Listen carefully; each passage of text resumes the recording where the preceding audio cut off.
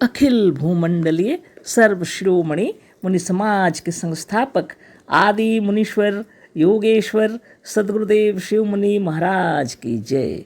उपस्थित मुनि वृंद, साधु सज्जन वृंद, संत वृंद, साधक वृंद, आध्यात्म ज्ञान के जिज्ञासु और प्रेमियों, सभी श्रोता वृंद, आप सबको मेरा कोटिशः नमन, सप्रेम जय जीव। तो आध्यात्मिक चर्चा चल रही है और हम लोग सद्गुरुदेव शिव मुनि महाराज रचित ग्रंथ योग का परिचय पर विचार कर रहे हैं, चर्चा कर रहे हैं, पढ़ रहे हैं, है ना। तो योग क्या है इस विषय पर सद्गुरुदेव बतला रहे हैं। छोटा सा शीर्षक भी दिए हैं, आत्मदेव के कार्य, और आज इसको हम लोग पूरा कर देंगे। ऐसे तो ज़्यादा ही लंबा हो रहा है ना। समझ में सब आ गया हम लोगों को। इसको पढ़ करके आज थोड़ा सा बातचीत करके इसको पूरा कर देंगे। आगे पढ़ते हैं। नाक पकड़कर या किसी दूसरे प्रकार से हठ से प्राणों को रोकने से प्राण नहीं रुकता, किंतु भीतर ही भीतर चलता रहता है।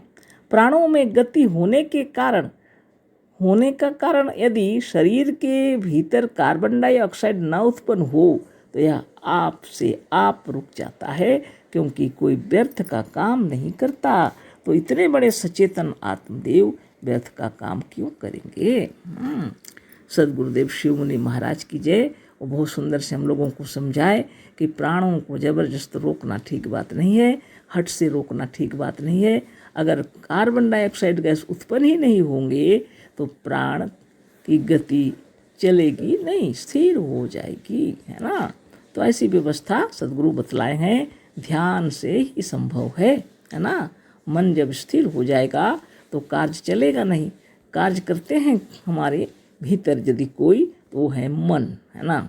इच्छाएं, मन, वृत्तियाँ उत्पन्न हुई और कार्य आरंभ हो गया। शरीर के कल पुर्जे भी कार्य करने लगते हैं मन के ही इशारे से, है ना। अखिल विश्व ब्रह्मांड चल रहा है मन के ही इशारे से। इसी मन को शांत करना है ना। यही योग है। तो आगे पढ़ते हैं।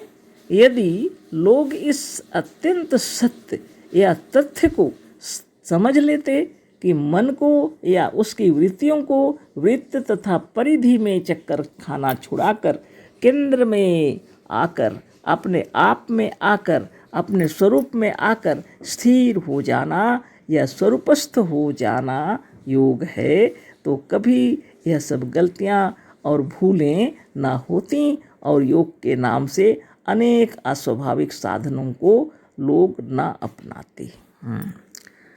तो जितने भी कार्यकलाप हो रहे हैं अज्ञान से हो रहे हैं, योग का सच्चा ज्ञान नहीं है। योग वास्तव में किसे कहते हैं, अगर यह हम व्यक्तियों को मालूम हो जाए, सब कोई को, सभी मनुष्यों को, तो लोग योग के नाम पर जो भ्रांतियाँ उत्पन्न हुई हैं और जितने प्रकार के कार्य कर रहे हैं, ये सारी चीज़ें रुक जाएंगी। योग का कार्य है अपने मन को स्थिर करना, है ना। अगर इतना सबको मालूम हो जाए कि केंद्र से, वृत्ति से, परिधि से मन को हटाकर अपने भीतर, अपने केंद्र में स्थित करना ही योग है, तो लोग जो गलतियां कर रहे हैं वो ठीक हो जाएगा, है ना। और फिर कभी गलतियां लोग नहीं करेंगे, है ना। तो ये बातें सद्गुरु बतला रहे हैं। स्वरूपस्थ हो जाना योग है, तो कभी यह सब गलतियां और भूलें ना होती और योग के नाम से अनेक अस्वाभाविक साधनों को लोग ना अपनाते। सच्चा योग ना जानने के कारण ही लोग इस भ्रम में जन्म भर पड़े रह जाते हैं कि शायद ये भी योग हो। तो योग के बारे में सुने हैं, उसकी महिमा, मोक्ष प्राप्त होती है, तो तरह तरह के कार्य कर रहे हैं जिसको योग समझकर। वह योग नहीं है। योग के विषय में सबसे अधिक भ्रम फैलाने वाले मजहबी साधु हैं, जो स्वयं अप्राकृतिक काम करते और दूसरों से भी कराते हैं। योग का पहला अंग यम है, गुरुदेव बतला रहे हैं। योग का पहला अंग यम है। यम उप्र में धातु से यम शब्द बना है। उपराम को प्राप्त होना ना, शांति को प्राप्त होना, मतलब यम है ना। रमना, घूमना और फिरना छोड़कर अपनी ओर लौटकर चुपचाप स्थिर हो जाना उपराम को प्राप्त होना है, इसे यम कहते हैं, है ना। तो मन को अपनी ओर लाने के लिए यम बताया गया है। मन का नियमन या रोकना ही नियम है। अब मन को स्थिर करना यम है और मन को नियमन करना, उसको कंट्रोल में लाना, उसको यह है नियम। अब बताइए, यम के अंदर में आते हैं अहिंसा, सत्य, अस्तेय, ब्रह्मचर्य, अपरिग्रह। इतने प्रकार से मन को शांत करना है ना। नियम के अंतर्गत में आते हैं शौच, संतोष, तप, स्वाध्याय, ईश्वर प्रणिधान। नियम के साथ अपने को कंट्रोल में लाना है। नहाना धोना, खाना पीना, हर चीज़ का ध्यान रहता है ना। ये दो जो है यम और नियम, इनका पालन आप करेंगे तो आनंद मिलेगा, है ना। सुखपूर्वक सर्वदा स्थिर हो जाना आसन है। एक आसन में स्थिर हो जाना सुखपूर्वक, उसको आसन कहते हैं। सुखपूर्वक सर्वदा स्थिर हो जाना आसन है। मन जो दौड़ रहा है उसे धरना या पकड़ना धारणा है। मन जो दौड़ रहा है उसको पकड़ना या माने उसको अपने में नियंत्रित करना, वो धारणा है। आँख बंद करके मन को रोक कर अपने भीतर ही अपने स्वरूप को देखना ध्यान है ना। बहुत सुंदर लिखे हैं सद्गुरु, और आप ध्यान करके इसको पढ़िए और नित्य दिन योगाभ्यास कीजिए। आँख बंद करके मन को रोक कर अपने भीतर ही अपने स्वरूप को देखना ध्यान है। अपने स्वरूप को देखना ध्यान है। लोग दूसरों के स्वरूप को देखते हैं, है ना।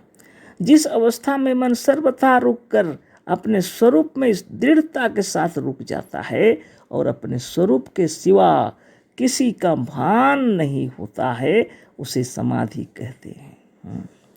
जब मन शांति से अपने आप में स्थिर हो जाता है, दृढ़तापूर्वक रुक जाता है ना, और किसी दूसरे का कोई भान तक नहीं होता अपने भीतर, है ना, तब आप समाधिस्थ हैं। मतलब यह है कि योग में मन का ही साधन है। मतलब यह है कि योग में मन का ही साधन है और किसी का नहीं। इसको अच्छी तरह समझ जाएं। मन को अपने वश में करना है 24 घंटे, है ना। सोते जागते उठते बैठते हमेशा अहिंसा, सत्य, अस्तेय, ब्रह्मचर्य, अपरिग्रह का पालन करना चाहिए, है ना। नियम के अंतर्गत में शौच, संतोष, तप, स्वाध्याय, ईश्वर प्रणिधान होना चाहिए। तब जाके आपके आसन से प्राणायाम सब सिद्ध हो जाए। आसन, प्राणायाम, प्रत्याहार, धारणा, ध्यान सब लगेंगे और समाधि लग जाएगी, है ना। योग के 8 अंग मन को रोकने से होते हैं। 8 अंग किस लिए होते हैं? मन को रोकने से होते हैं। मन को कैसे रोका जाए उसी लिए, है ना। सुख दुख का, स्वर्ग नरक का, उन्नति अवनति का और बंधन मोक्ष का कारण मन है ना। इसे जब तत्व से समझ लोगे तब सच्चे योग को भी समझ लोगे। जब आप समझ जाएंगे कि स्वर्ग नरक है, कि दुख सुख है, कि सुख दुख है, कि उन्नति अवनति है, कि बंध मोक्ष है, इस सब का कारण है मन। जब मन ही सबका कारण है तो मन को क्यों न वश में किया जाए, है ना। इसे जब आप तत्व से समझ लेंगे तो आप योग को भी समझ लेंगे। योग दर्शन शास्त्र में भी यही लिखा है। पतंजलि 2 योग दर्शन शास्त्र है ना, ऋषि पतंजलि ने जो लिखे हैं उसमें भी यही लिखा है। पर उसके टीकाकारों ने उसकी गलत टीका करके लोगों को योग से भ्रष्ट कर दिया है। तो लोग नहीं समझे और टीकाकार जो उसका भाष्य किए हैं वो लोग जैसा समझे उन्होंने लिखा है तो गलत कर दिया है उन्होंने, जिसकी वजह से लोग भ्रष्ट हो गए, योग के विषय में ठीक से समझ नहीं पाए।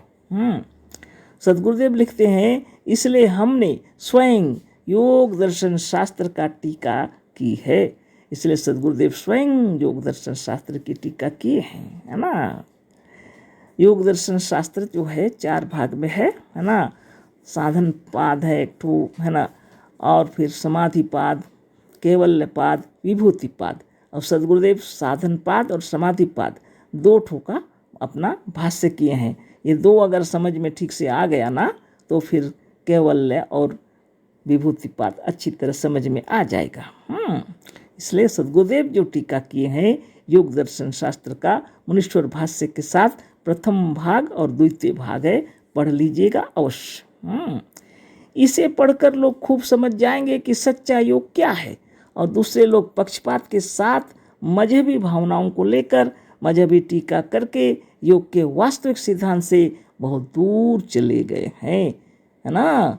मजहब की बातों को लेकर ईश्वर परमेश्वर को घुसा के और माथा इधर उधर करके और इसका ठीक से भाष्य नहीं किए हैं लोग, इसकी वजह से लोग दूर दूर चले गए, सिद्धांत को समझ नहीं सके।